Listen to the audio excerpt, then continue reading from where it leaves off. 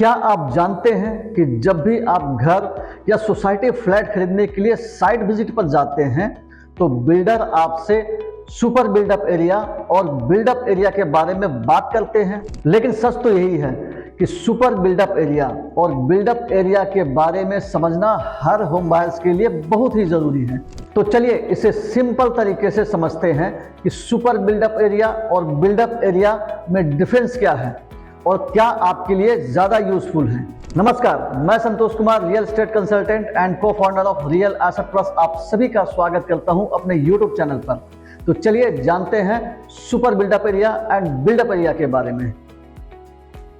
Flat देखते वक्त builder आपसे बोलता है, सर ये 1200 स्क्वायर फीट का है, और पोजीशन के बाद आप सोचते हो, अरे भाई फ्लैट छोटा क्यों लग रहा है। इसका मेन रीजन है सुपर बिल्डअप एरिया और बिल्डअप एरिया का कंफ्यूजन। सबसे पहले समझते हैं बिल्डअप एरिया के बारे में। बिल्डअप एरिया का मतलब आपके फ्लैट का अंदर का एक्चुअल कवर्ड एरिया जिसे आप डेली यूज करते हो।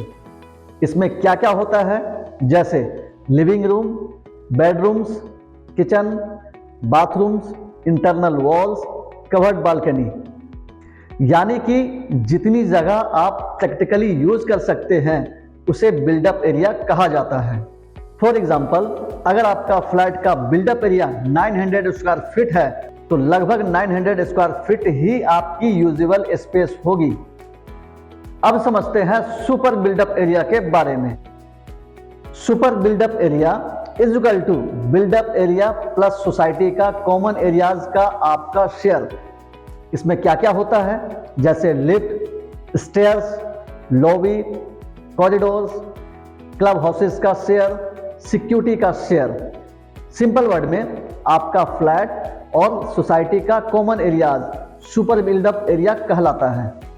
फॉर एग्जांपल, अगर बिल्डअप एरिया 900 स्क्वायर फीट का है और कॉमन एरियाज लोडिंग 30% का है तो super buildup area 1170 square feet से लेकर 1200 स्क्वायर फीट का होता है।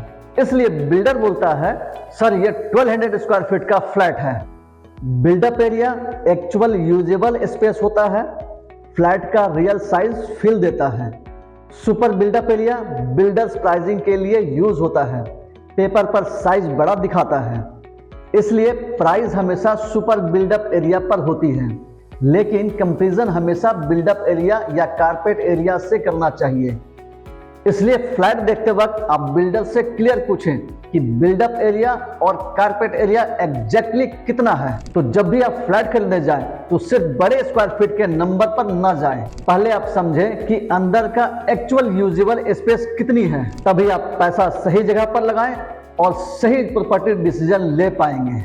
अगर आपको ये वीडियो यूजफुल लगा हो तो इसे लाइक करें, शेयर करें और ऐसे ही रियल एस्टेट से जुड़ी जानकारी के लिए हमारे चैनल रियल एसेट प्लस को जरूर सब्सक्राइब करें। धन्यवाद।